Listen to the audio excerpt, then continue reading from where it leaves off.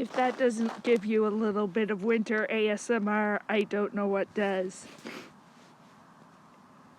Hey everybody, I am in one of my favorite spots, and I am actually going to take you somewhere pretty awesome at this time of year. I am actually going to take you, I have to be careful because I don't want to A, drop you, and B, I don't want to sink. So there's another clue, I guess you could say. Even though it is legitimately safe to be doing what I'm doing, I would probably have, I think when I was here last week, at the beginning of the week, I think it almost went up to my knee if I went through the top layer of ice. But I am going to take you to the edge of the Petitcodiac River, and yes, I will be safe. Because as you will see, I am standing on some thick ice. Normally this would be, let's see if I could get all full of little tiny pieces of vegetation, probably up to my knees. So this is winter in Moncton, New Brunswick. See, somebody fell through. And this is where the edge of the riverbank meets the ice this time of year. Normally these are mud flats. So I'm not going to go much further. I am still at a safe distance. So the tide, I believe, is on its way in. I believe, just by the looks of it, it has possibly already come in. There's the point. Look what happened. See, ladies and gentlemen? Don't worry, I'm safe. I come prepared.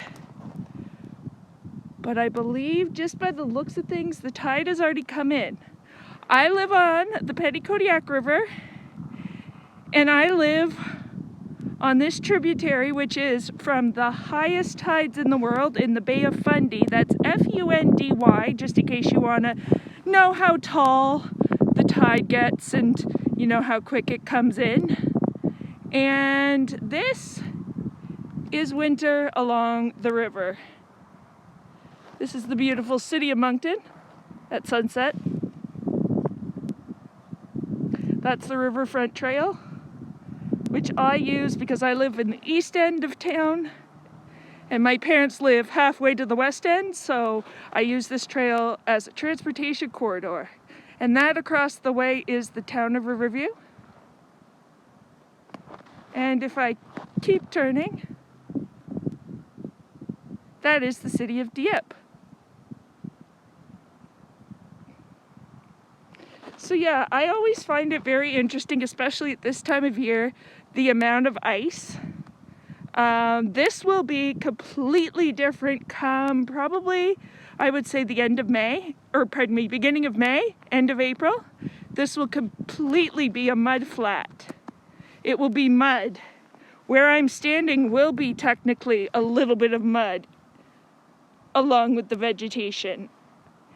But yeah, I find it very inspiring and very, very, very, very, very fun, especially at sunset. It's kind of magical, and after almost close to 40 years of this, no, I'm not quite 40, but I will be coming soon to that age, I still don't take this for granted. There's always something kind of fun or kind of neat to see.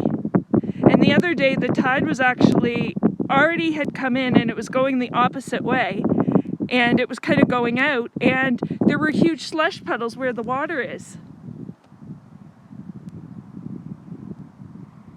And the slush puddles looked like, I don't know, some intergalactic non-planetary, or at least non-Earth planetary pieces of this ice chunk had gone into the river. It was kind of neat to see. But yeah, I don't know. I'm not 100% sure. It actually does look further down that the tide has actually not come in. Now that I take a look right where you see, hopefully my finger can pick it up, right? That light stuff is actually the mud from the other side. And of course, where the ice chunks are is actually the mud flat.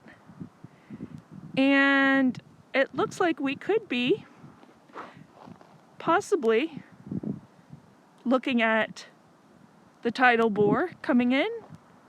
And it kind of looks like right there, I've been painting, so right there, it doesn't look like it's even remotely filled in.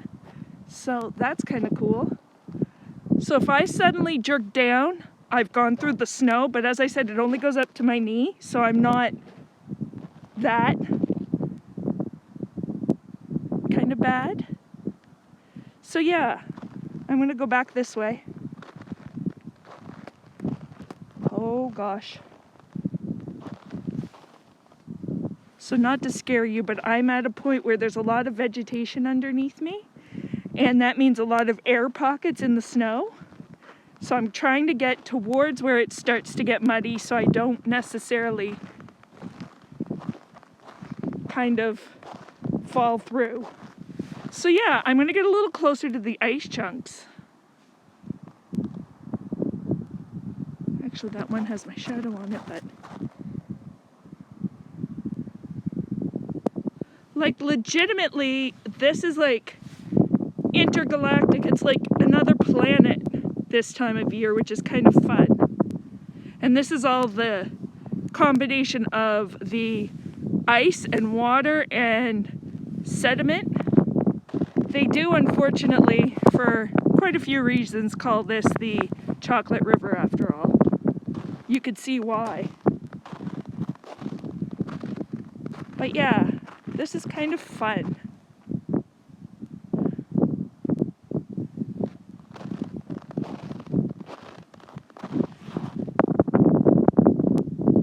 So yeah, I will leave you with this stunning view.